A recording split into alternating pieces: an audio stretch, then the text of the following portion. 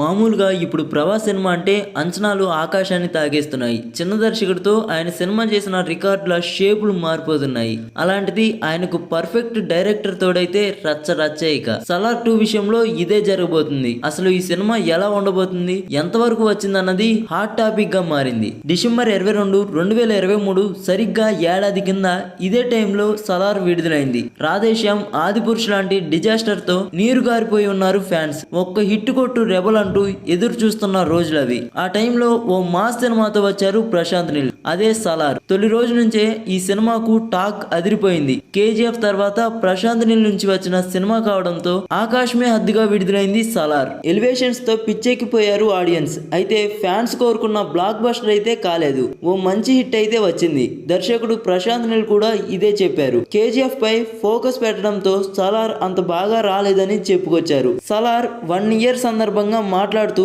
Sequel అదిరిపోతుందని చెప్పుకొచ్చారు. తన career లోనే సలార్ 2 బెస్ట్ స్క్రిప్ట్ అని చెప్పుకొచ్చారు. దాంతో ఫ్యాన్స్ మరింత ఎగ్జైట్ అవుతున్నారు. సలార్ 2 శౌర్యాంగ పర్వం షూటింగ్ త్వరలోనే మొదలు కానుందని తెలిపారు ప్రశాంత్ నీల్. మరి ఆ మాస్ ర్యాంపేజ్ ఎలా ఉండబోతుంది అనుకుంటున్నారో కామెంట్లో పెట్టండి.